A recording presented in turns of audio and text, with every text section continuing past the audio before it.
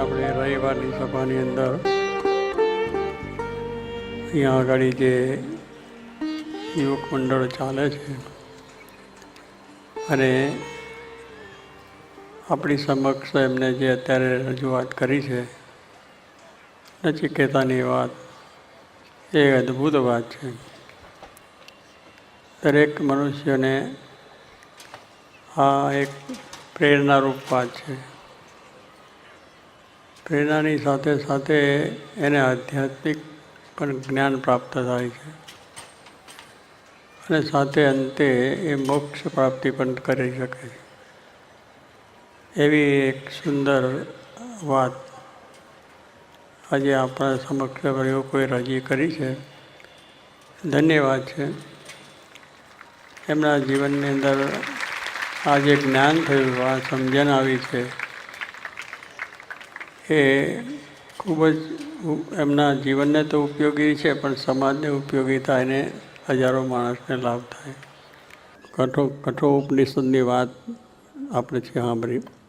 કઠોપનિષદની અંદર જે નચિકેતાની આખી વાત છે, નચિકેતા એક મુમુક્ષુ આત્મા હતો અને એને બહુ જ એના પિતાએ કહ્યું તને અમદ આપ્યો, તો એ ગયો યમને દ્વાર. એને આ પ્રશ્ન કર્યો કે આ પ્રમાણે મારે સુખ જોઈએ છે, અરે મારે આ પ્રમાણે જ્ઞાન જોઈએ છે.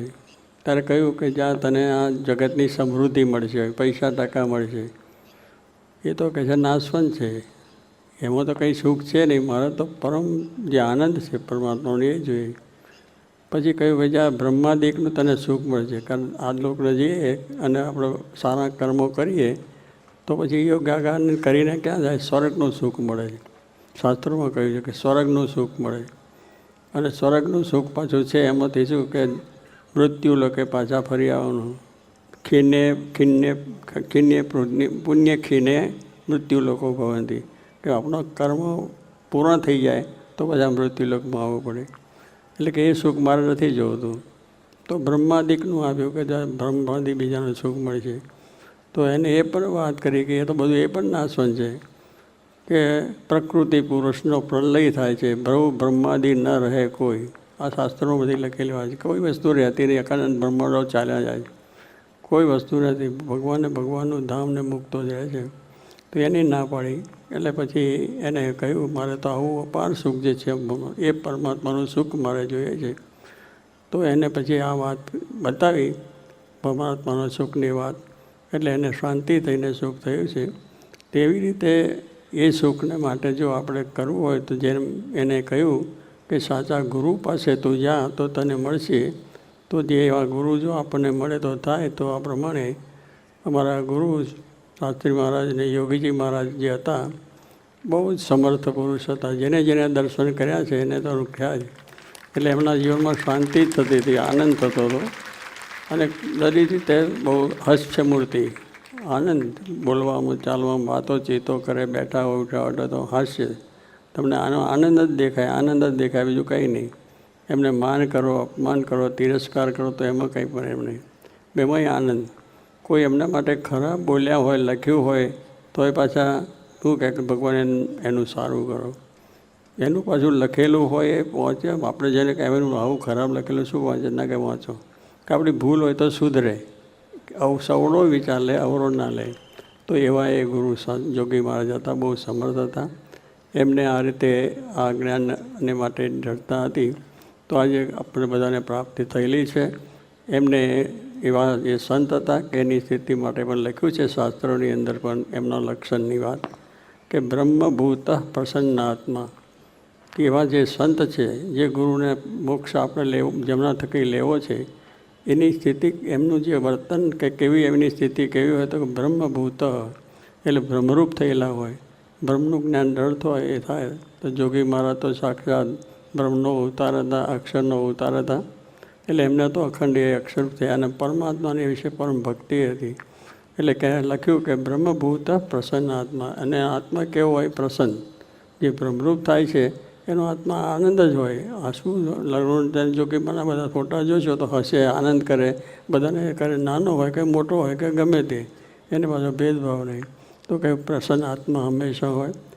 અને પછી એવાના જે સંત છે એ પોતાના જીવનની અંદર લોકોને સુખ નિગ્રહ આપે છે.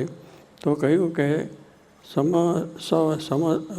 સમસ્ત વર્તેશું, એટલે આ પ્રમાણે સોચતી, એટલે કોઈ જાતનું સોચ નથી થતો એમને, અને કોઈ પણ જાતની એમને આ કાંક્ષા નથી, ઈચ્છાઓ નથી.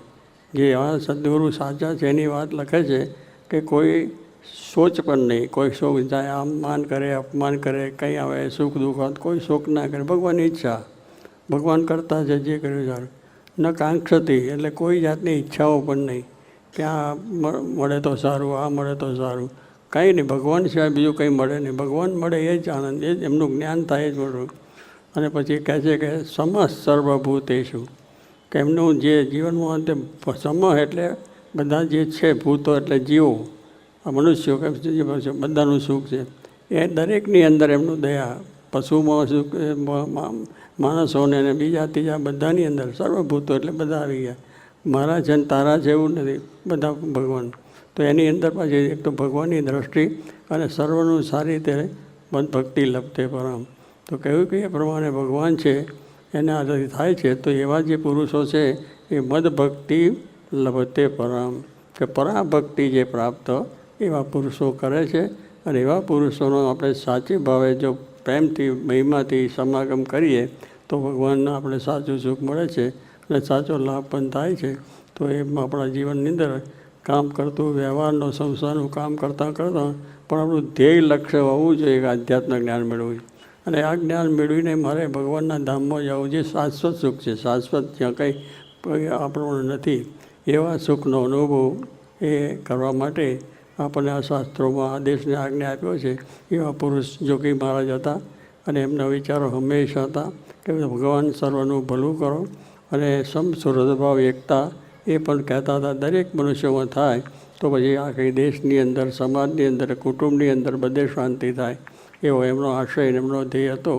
એવા ગુરુ જોગી મહારાજ થઈ ગયા અને એમને જ આ બધો આદેશ આજે આપ્યો છે. તો આજે આ બધા યુવકો બધા તૈયાર થયા છે. તો ભગવાન વધારે ને વધારે આપણે એની અંદર શ્રદ્ધા રાખીને, વિશ્વાસ રાખીને આ કાર્ય કરીશું તો આપણા જીવનમાં પણ જે આત્મા પરમાત્માનું જ્ઞાન દ્રઢ થશે અને સર્વ પ્રકારે સુખિયા થવા છે. શાંતિ શાંતિ ને શાંતિ સહજાનંદ.